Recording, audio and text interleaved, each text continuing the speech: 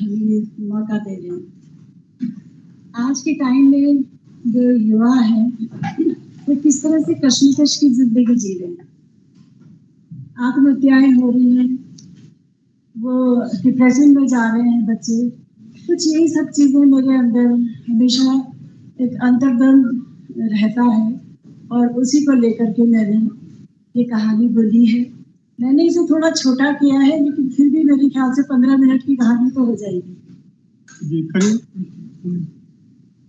बिखरते जज्बात और 21वीं सदी।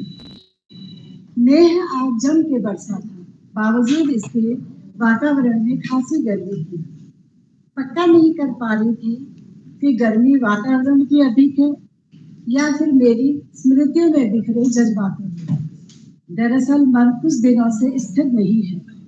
मैंने अपनी दृष्टि दूर आकाश में उड़ते पक्षियों के झुंड पर टिका दी। पंक्तिबद्ध हो एक विशेष आकार में इन पक्षियों को अनुशासित उड़ते देख मेरी सोच इधर उधर उड़ान भरने लगी। उस झुंड में एक नहीं अपितु कई पक्षी परिवार होंगे, किंतु किसी की उड़ान में न कोई बाधक है और न ही किसी का दबाव। परिवार सहित मुक्त उड़ान पर थे वे, अपने स्नेह व बंधन के साथ। और बाद में मनुष्य जाति के अलावा प्राणी जगत के तमाम वाशिंदे अभी स्नेह सिक्त बंधन में बंधे हैं। बिखरा तो मनुष्य ही है। किस मृग मरीचिका की दौड़ में भाग रहा है मनुष्य? मृग मरीचिका है तो आभासी सत्य ही। वास्तविक सत्य को तिलांजलि दे मनुष्य समझ ही नहीं पाता है कि वह कब जीवन के आखिरी पायदान पर पहुंच चुका है। बारिश की बूंदों में नहाए व चंद बूंदों को अपने पत्तों में संचित किए सड़क किनारे खड़े अशोका के पेड़ों की कतार को निहारते मैं इस वक्त आशिमा के विषय में सोच रही हूँ। आशिमा 18-19 वर्षीय बेहद प्यारी, खूबसूरत, आत्मविश्वासी, समझदार व कुशाग्र बुद्धि की लड़की। आशिमा अपने स्तर के संघर्षों में उलझे वर्तमान किशोर व नव युवाओं का एक प्रतिनिधि चेहरा भर है, जिन पर अभिभावकों के महत्वाकांक्षाओं का गुरुत्व चाहे जितना भी हो, लेकिन अपनी महत्वाकांक्षाओं का उत्तरदायित्व अपनी क्षमताओं से बढ़कर है और वे अभिभावकों के संघर्षों, अपनी महत्वाकांक्षाओं व सामाजिक प्रतिस्पर्धा के बीच कुचले जा रहे हैं। एकाएक अपने बचपन की शामें याद आ गई। गली मैदान में मोहल्ले भर के बच्चों की चिल्ल पाओ, घर दालान में कई सारे भाई बहन, चचेरे तयेरे भी। डिप्रेशन या अवसाद जैसा शब्द मजाक उड़ाने के उपयोग में आता था। अखबार की सुर्खियां बन जाती हैं ऐसी खबरें जब किसी प्रतिष्ठित कोचिंग संस्थान का कोई होनहार विद्यार्थी आत्महत्या करता है, जब कोई किशोर वय विद्यार्थी अवसाद का शिकार होकर नशे का आदी हो जाता है। माता पिता व कोचिंग संस्थान अक्सर दोषी मान लिए जाते हैं। लेकिन प्रश्न यह उठता है कि बच्चे भावनात्मक व मानसिक रूप से इतने कमजोर बन कैसे जाते हैं कि असफलताओं की आशंका भर से मानसिक व भावनात्मक रूप से आत्महीनता की चादर ओढ़ मृत्यु को गले लगा लेते हैं। उनमें संघर्ष से जूझने की सामर्थ्य के बजाय मृत्यु को गले लगाने या नशे में डूबने की मानसिक विकृति अथवा स्वीकृति कैसे आ जाती है? टेरेस पर टहलते टहलते भावना व गहन सोचों के दलदल के कारण शरीर शिथिल सा हो गया। यूं भी अंदर बाहर की गर्मी मन व तन दोनों को झुलसा रही थी। मैं टेरेस पर रखी आराम कुर्सी पर सिर पीछे टिकाकर बैठ गई। आशिमा का मुस्कुराता चेहरा आंखों में तैर गया। मेरे घर में एक कमरे का सेट खाली था, जिसे मैं किराए पर उठाना चाहती थी कि एक दिन गेट पर बेल बजाकर आशिमा ने किराए का कमरा इस कॉलोनी में उपलब्ध होने के बाबत पूछा। उसकी शख्सियत कुछ ऐसी थी कि मेरे मुंह से बस हाँ निकला। जिस दिन आशिमा अपने मम्मी पापा के साथ घर में रहने आई, उसी पल से उसने मेरा ध्यान आकर्षित कर लिया। खिली मुस्कान के साथ मीठी सी लड़की। उसका कोचिंग संस्थान जहां से वह नीट की तैयारी कर रही थी, मेरे घर से मुश्किल से 10 मिनट की पैदल दूरी पे था। मम्मी पापा 2 दिन रहे और उसकी जरूरत का सारा इंतजाम कर वापस चली गए। उसे बढ़िया कोचिंग संस्थान में प्रवेश मिल गया था। वह सुबह 9 बजे घर से निकलती और लंच तक घर पहुंच जाती। उसने दोनों वक्त के लिए टिफिन लगाया हुआ था। नाश्ता व कुछ न कुछ अपने इंडक्शन पर बना लेती थी। मैं पिछले 10 वर्षों से एक स्थानीय कॉलेज में मनोविज्ञान की प्रोफेसर हूँ। कॉलेज के अलावा मैं ऑनलाइन और ऑफलाइन काउंसलिंग भी करती हूँ। अक्सर ऐसे युवाओं से जो मानसिक रूप से अस्थिरता के शिकार हो जाते हैं, पाला पड़ता रहता है। मुझे आश्चर्य होता है इन नव युवाओं की मस्ती आखिर किसने छीन ली। जीवन को जीतने के लिए ये जीवन से ही क्यों हार रहे हैं। ऐसे में आशिमा का गुलाब की तरह खिला खिला चेहरा तितली की तरह रंगीन उड़ान को समेटे खिलखिलाहट और उसकी मनोहारी मिजाज की शख्सियत देख मेरा हृदय हर्षित हो गया है। सुकेश को कंपनी में 6 महीने की ट्रेनिंग के प्रोग्राम के तहत बेंगलुरु भेजा। नौकरी के कारण मैं साथ नहीं गई। आशिमा के आने से रौनक हो गई। मेरा एक बेटा ही था। यह भी एक बड़ा कारण था कि मुझे आशिमा की उपस्थिति दिलकश लग रही थी। यूं तो मैं भी व्यस्त थी और आशिमा भी, परंतु उसकी अपने कमरे में उपस्थिति भी मुझे अकेलेपन में अपनेपन की खुशबू से भर देता था। वह जोर जोर से पढ़ती और खुली खिड़की से बाहर आती उसकी आवाज मुझे विद्यार्थी जीवन की सैर कराती। कभी वह अपने घर या अपनी सहेलियों से वीडियो कॉल पर खिलखिलाकर बातें करती, तो कभी मोबाइल पर भजन या फिल्मी गीत सुनती। जब उसकी कक्षाओं में टेस्ट होते, उस दौरान वह अत्यधिक व्यस्त हो जाती और भूख लगने पर कुछ खाने को ऑर्डर कर देती। उसकी ये सब हरकतें मुझे बहुत प्यारे एहसास से भर देती। बेटे के विदेश में पढ़ाई के लिए चले जाने के बाद बच्चों के साथ की मस्ती की कमी बहुत खलती थी। आशिमा अनजाने में उस कमी को दूर करती थी। मनोवैज्ञानिक समस्याओं से जूझते किशोरों व युवाओं को देख मैं अपने संपर्क में आने वालों को आशिमा का उदाहरण देती।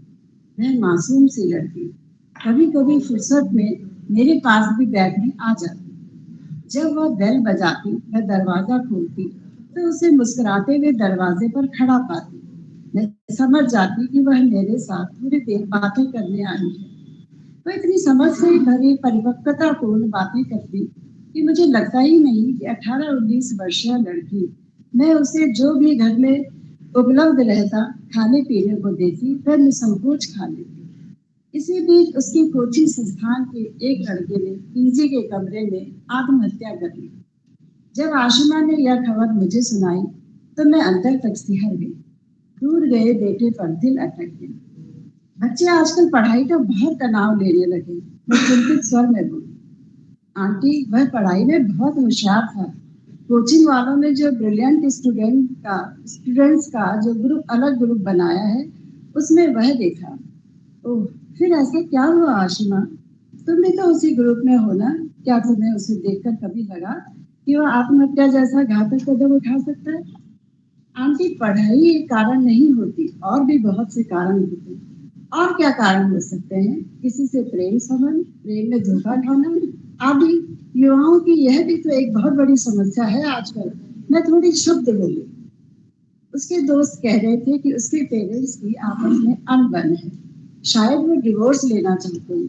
वह बता रहे थे कि वह जब भी घर बात करता था बहुत टेंशन में आ जाता था। ओह, इस बात ने मुझे विचारों के भंवर में घुमा दिया। मैं किशोर बच्चों व युवाओं के साथ नव दंपति, नए बने अभिभावकों के लिए काउंसलिंग करती हूँ। आज के युवा दंपति और नए अभिभावक इन युवाओं से भी अधिक कश्मकश में जी रहे हैं। लड़की को अपना नया अस्तित्व खोजना है, पुरातन का आवरण झीला कर। माँ बनकर भी माँ के लिबास और खोल में न लिपटने का संकल्प खुद से करना है। पत्नी बनना है, लेकिन स्त्रीत्व का तो चोला परे सरकाना। बहू कहलाना मजबूरी के तहत स्वीकार्य है, किंतु बहू की भूमिका से सर्वथा इनकार है। पति रूपी पुरुष का बदलना और उसकी भूमिका अभी परिवार से स्पष्ट नहीं है। बदली स्त्री पुरुष को सामाजिक स्वीकार्यता के अंतर्गत पसंद तो आने लगी, पर पुरुष सत्ता की जड़ों का हरापन पूरी तरह से अभी गया नहीं है। बदले तो स्त्री पुरुष दोनों ही हैं। यह बात दीगर है कि बदलाव की धाराएं विपरीत दिशाओं में बह रही है और इन दो धाराओं के बीच एक पुख्ता पुल बनाने में दोनों नाकामयाब हो रहे हैं, जिस पर से जीवन सुगमता से गुजर सके। इस कमजोर पुल पर बोझ लाद 21वीं सदी तो लंगड़ा कर घिसट ही रही है, किंतु उस कमजोर पुल तले जो नौनिहाल घास फूस की तरह कभी इच्छा तो कभी अनिच्छा से उग रहे हैं, उनकी कोई गलती न होती हुई भी उसका बोझ ढोने को मजबूर है। बालपन से इस कमजोर पुल के दुष्परिणामों को भुगतते उनका बचपन व किशोरावस्था गुजर रही है। फलस्वरूप कमजोर मानसिक स्थिति के साथ कमजोर व्यक्तित्व के बच्चे बेशुमार भौतिक सुख सुविधाओं के बीच मजबूती किस चिड़िया का नाम है नहीं जानते। असफलता की आशंका भी उनकी हिम्मत तोड़ने के लिए काफी है। तनाव, चिंता व अवसाद जैसे शब्द बचपन से ही उनके साथ अपना वजूद बनाने लगते हैं। इस सब के साथ सोशल मीडिया की जबरदस्त भूमिका ने आग में घी का काम किया। जिस भूमिका से उपजी कई आकार प्रकार की कहानियां बहुत तेजी से 21वीं सदी की हवा में संक्रामक हुई, जिसमें कुछ कहानियां उस युवक की तरह की रही जिसने आत्महत्या जैसे कदम उठाए, और कुछ कहानियां आशिमा जैसी भी है। कुछ कहानियां वर्षों पुराना अपना दस्तूर अभी भी निभा रही हैं, जहां पुरुष सत्ता का हरापन शेष है, तो कुछ कहानियां बदली हुई स्त्रियों की बेखौफ दास्तां भी है। इन सब कहानियों के बीच आशिमा जैसी गुण संपन्न नव युवती की कहानी ने तो मेरे दिलो दिमाग को झकझोर कर रख दिया। आशिमा तो मेरे घर आए 2-3 महीने हो गए। आशिमा की दिनचर्या व उसकी उपस्थिति की मैं आदी होने लगी। एक दिन आशिमा प्यारा सा सूट पहने हाथ में एक कटोरे में कुछ ढके दरवाजे पर खड़ी थी। अरे वाह आशिमा, कितनी प्यारी लग रही हो, आज सूट कैसे पहन लिया? मैं खुश होकर बोली। आंटी, आज मेरा जन्मदिन है, मैंने सूजी का हलवा बनाया, आपके लिए लेकर आई हूँ। तुम हलवा भी बना लेती हो? मैंने हंसते हुए कटोरा उसके हाथ से ले लिया। बैठो, आज मेरे साथ डिनर करो। मेरा टिफिन आ गया है आंटी।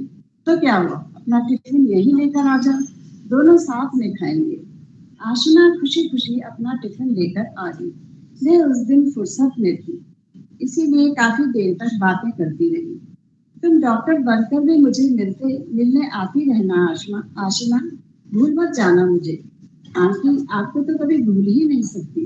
वह मुझसे लिपटते हुए बोली। अपनी शादी में भी जरूर बुलाना, मैं आऊंगी। मैंने उसे स्नेह से छेड़ा। इस बात पर उसने चुप्पी साध ली। ठीक है आंटी, मैं भी अब पढ़ाई कर लेती हूँ, आप भी आराम कीजिए, कहकर वह चुपचाप उठकर चली गई। उसकी चुप्पी मुझे अखर तो गई, परंतु अगले दिन सुबह तक फिर भूल गई। मैंने इस बात को लक्ष्य किया कि उस दिन के बाद उसकी खिलखिलाहट को जैसे दाग लग गया। मैं उसमें आते परिवर्तन को महसूस कर रही थी। हालांकि दिन प्रतिदिन की उसकी बढ़ती चुप्पी मुझे परेशान करने लगी। उसके कमरे से गानों की आवाजें, घर पर वीडियो कॉल करके खिलाने का सर कम हो रहा था। 1-2 बार कोचिंग से आते जाते टकरा गई। उसके चेहरे की उदासीनता व फीकी सी मुस्कुराहट ने मुझे दुविधा में डाल दिया। एक दिन रात में मैं अभी हल्की नींद की सीढ़ियां उतर ही रही थी कि किसी का जोर जोर से रोते हुए बोलने का स्वर मेरे कानों में पड़ा। नींद एकदम से उछट गई। मैं स्वर के शोर को चिन्हित करने की कोशिश करने लगी। यह आशिमा की आवाज लग रही थी, लेकिन वह इतनी रात में ऐसे रोते हुए किससे बात कर रही है? 10 मिनट में उसके बोलने का स्वर कम होते होते बंद हो गया। मैंने अंदाजा लगाया कि शायद उसका किसी लड़के से प्रेम संबंध रहा होगा। ब्रेकअप होने के कारण वह अपनी किसी दोस्त या फिर उसी लड़के से बात कर रही होगी। सोचते सोचते मैं नींद के आगोश में चली गई। दूसरे दिन सुबह के 9 बजे तक आशिमा का दरवाजा नहीं खुला। चिंतित से मैंने उसका दरवाजा खटखटा दिया। दरवाजा थोड़ी देर बाद खुला। आशिमा की आंखों से लग रहा था वह रात भर रोती रही है। क्या हुआ आशिमा? मैं कोमलता से बोली। तुम आज कोचिंग नहीं गई? मेरी तबीयत ठीक नहीं है आंटी। अरे बुखार तो नहीं है? मैं उसका माथा छूते हुए बोली। मुझे बुखार नहीं है आंटी। तो फिर? मैंने शंकित दृष्टि से उसे घूरा। कुछ नहीं, वह मुझे टालते हुए बोली। सिर में दर्द हो रहा था। उसका सर भरा रहा था। सिर दर्द में कोई ऐसे रोता है क्या? चलो, मैं उसका हाथ पकड़कर खींचती हुई उसे अंदर ले आई। हाँ, अब मुझे खुलकर बताओ कि तुम कुछ दिनों से इतनी अपसेट क्यों हो? मैं उसे बिठा खुद उसके सामने बैठ गई। नहीं आंटी, ऐसी कोई बात नहीं। कोई बात तो है आशिमा, मैं थोड़ा सख्त स्वर में बोली। तुम यहाँ पर मेरी भी जिम्मेदारी हो। तुम्हारे जन्मदिन वाले दिन के बाद से मुझे तुम ठीक नहीं लग रही हो। कल तुम रात में किसी से बातें कर रही थी रो रो कर। तुम्हारी बढ़ती चुप्पी, चेहरे की उदासीनता भरी आंखें बहुत कुछ बयान कर रही है। अगर तुम चाहती हो कि मैं तुम्हारी मदद करूं, तो मुझे सच्ची बात बताओ, वरना मुझे तुम्हारे घर वालों को फोन करना पड़ेगा, क्योंकि ये सब अवसाद के लक्षण हैं। नहीं आंटी, मेरे हाथ से परेशान हो जाएंगे। तो मुझे सब सब बताओ। क्या बताऊं आंटी? मैं विचार नरम से बोली। बताओ आशिमा, मैं वादा करती हूँ तुम्हारी कोई भी बात सिर्फ मुझ तक रहेगी। मैंने उसे विश्वास दिलाया। आशिमा धीमे स्वर और भरी आंखों से अपनी कहानी सुनाने लगी। वे दो थे आंटी, मेरे बिल्कुल सगे, मेरे ताऊजी के लड़के। मैं 9 साल की थी, वे भी 16-18 साल के थे। हमारा संयुक्त परिवार है, अगल बगल ही रहते हैं। उन दोनों ने मुझे बहला फुसला कर जबरदस्ती सब कुछ किया। उस समय तो बात जो बात आई गई हो गई थी, पर थोड़ा बड़ा होने पर दिल को कुरेदने लगी। भाई, और ऐसे दिल पर जैसे काई जम गई, जिसकी फिसलत दिन प्रतिदिन बढ़ रही। मैं हद तरफ से रह गई। लेकिन पहले तो तुम ठीक थी, फिर अचानक क्यों? आपने उस दिन शादी की बात छेड़ी ना, तो पुरानी बातें कुरेद गई। ओह, मुझे मालूम नहीं था आशिमा, लेकिन क्या इसी एक बात से तुम्हारी ऐसी हालत हुई है? आपका इसमें कोई दोष नहीं है आंटी, और यह बात अचानक याद नहीं आई, यह तो मेरे हर वक्त की सोच में है। पहले भी क्या तुम्हारी ऐसी तबीयत खराब हुई है? और उस दिन तुम रोकर किससे बातें कर रही थी? अपनी एक फ्रेंड से। मैं खुद को रोक नहीं पाई रोने से। ऐसा मेरे साथ कई बार हो जाता है, बिना कारण रोना। इस बार लंबा खिंच गया, कुछ ज्यादा हो गया।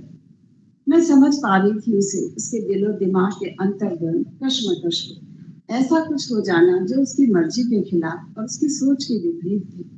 आज वह शिद्दत से समझ पा रही थी, किंतु न उस अन्याय के विरुद्ध आवाज उठा पा रही थी, न ही भूल पा रही थी। सच के सारे रास्ते बंद हो गए थे। क्या उसके उन दो कजिन्स को जरा भी अफसोस होगा इस बात पर? पुरुष उम्र के किसी भी मोड़ पर स्त्री के साथ के अपने रिश्ते का लिबास उतार सकता है, और स्त्री जीवन भर उस उतरे लिबास की याद में रोती रहती। आखिर माता पिता क्या करें? क्या हर रिश्ते को शक की नजर से देखें? क्योंकि 16-18 की उम्र उत्सुकता व उत्तेजना की तो हो सकती है, पर नासमझी की नहीं। मैं अपने आप में गुम थी, और आशिमा लगातार अपने आंसू पोंछ रही थी। आशिमा, इसका तो एक ही समाधान है कि तुम घर में सब कुछ सच बता दो, या फिर भूलने की कोशिश करो। आंटी, लड़की को यही कहा जाता है कि भूल जाओ, वो चिढ़ गई। तो फिर हिम्मत करके घर में बता दो। मैंने भरोसे से उसकी हथेली सहलाई। यह मुझसे नहीं हो पाएगा आंटी, घर में भूचाल आ जाएगा। तो फिर क्या खुद को ही कष्ट दोगी, वह भी ऐसी गलती के लिए जो तुमने की ही नहीं? वह फिर रोने लगी। कुछ दिनों में खुद ही ठीक हो जाऊंगी, वह रोते हुए बोली। नहीं आशिमा, यह समस्या और बढ़ सकती है।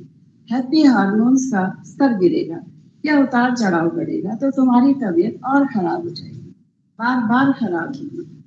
अभी इलाज नहीं हुआ तो स्थिति नियंत्रण से बाहर हो जाएगी। तो फिर क्या करूं? आपकी कही दोनों ही बातें नहीं हो सकती। वह फूट फूट कर रो पड़ी। अच्छा, चुप हो जाओ, मैं उसे गले लगाते हुए बोली। अभी सबसे पहले तुम्हारे इलाज के बारे में सोचते हैं। तुम जब ठीक महसूस करोगी, तो समस्या का समाधान भी सूझ जाएगा। आंटी, इसमें इलाज जैसा क्या है? डॉक्टर किस बात की दवाई देगी? उसकी बात का जवाब देना आसान ना था, इसलिए मैंने उसे पहले हैप्पी हार्मोन्स ग्रुप के बारे में समझाया। तुम डॉक्टर बनने की तैयारी कर रही हो आशिमा, इसलिए तुम्हें थोड़ी बहुत जानकारी अवसाद के विषय में होनी चाहिए। मैं उसे बताने लगी, हैप्पी हार्मोन्स या खुशी के हार्मोन्स वे रसायन हैं जो शरीर में खुशी, अच्छा महसूस करने और मूड को बेहतर बनाने का काम करते हैं। इनमें डोपामाइन, सेरोटोनिन, ऑक्सीटोनिन, ऑक्सीटोसिन, एंडोर्फिन आदि मुख्य हार्मोन्स हैं। इनमें से किसी एक का भी स्तर अगर नीचे गिरता है तो अवसाद के लक्षण अलग अलग तरह से उभरते हैं।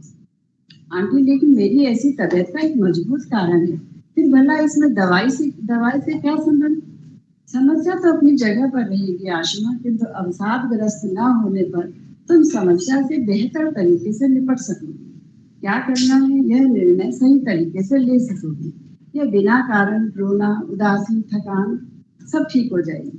तो मुझे क्या करना चाहिए, वह दुविधा पूर्ण स्वर में बोली। अपने पेरेंट्स को अपनी तबीयत के बारे में तो बता सकती हो ना, फिर डॉक्टर को दिखाएंगे। तुम डॉक्टर को सही बात बता देना। मानसिक रोग विशेषज्ञ मरीज की बात की निजता बनाए रखते हैं। क्या बिना दवाई के सही नहीं हो सकता है आंटी? मुझे दवाइयों से बहुत डर लगता है। डरने की कोई बात नहीं आशिमा, तुम एकदम ठीक हो जाओगी। जब तुम खुद को ठीक महसूस करने लगोगी तब अपने माता पिता को भी सच बताने की हिम्मत रखना। उन तथाकथित कजिन्स को लेकर क्या निर्णय लेना है यह अपने माता पिता पर छोड़ देना। वे वर्तमान समय के जागरूक अभिभावक हैं। तुम देखना, वे तुम्हें चुप रहने की सलाह कभी नहीं देंगे। वे अपने स्तर पर इस समस्या से बखूबी निपट लेंगे, मुझे पूरा विश्वास है। आशिमा बहुत देर तक निशब्द रोती रही। कुछ दिन और इसी ऊहापोह में बीत गए। एक दिन आशिमा ने बताया कि उसके पापा उसे लेने आने वाले हैं। उसने अपनी खराब तबीयत के बारे में अपने माता पिता को बता दिया है। मैं संतुष्ट हुई। अगले दिन उसके पापा आ गए। आशिमा जाने लगी। मैंने उसे एक खाली फोटो फ्रेम दिया है। आशिमा, जब तुम ठीक हो जाओगी और गलत को गलत बताकर अपना प्रतिकार कर लोगी, जब अपनी मंजिल पाकर खुलकर खिलखिलाने लगोगी, तब उसमें अपनी खिलखिलाती तस्वीर लगाकर एक फोटो खींचकर मुझे भेज देना। मैं सब कुछ समझ जाऊंगी। फोटो फ्रेम पकड़ती आशिमा मेरे गले लगकर फूट फूट कर रो पड़ी। आशिमा चली गई। धीरे धीरे वक्त खिसकने लगा। आरंभ में उसकी बहुत कमी खलती, किंतु समय समय मैं अपने काम में व्यस्त होती गई। पर पता नहीं क्यों पिछले कुछ वक्त से आशिमा बहुत याद आने लगी थी। लंबा वक्त गुजर गया था और आशिमा की तरफ से कोई खबर नहीं थी। एक शोक सा मन में पसर रहा था। क्या आशिमा भी ऐसे कापुरुषों की बदनीयती का शिकार हो गई, या फिर उसके अभिभावकों ने उसके मुंह पर चुप्पी के ताले लगा दिए? क्या एक स्त्री हमेशा ही पुरुष के कुकर्मों को अपनी नियति मानती रहेगी?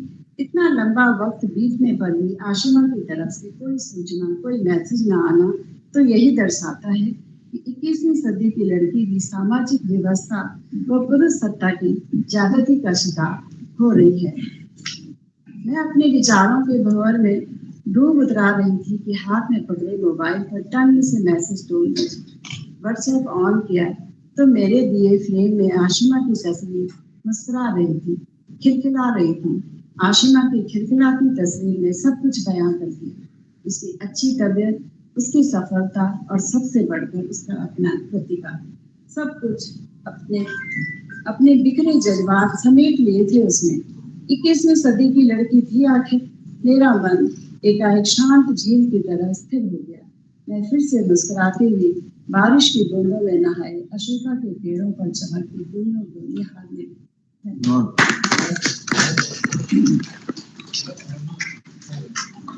बहुत बहुत धन्यवाद।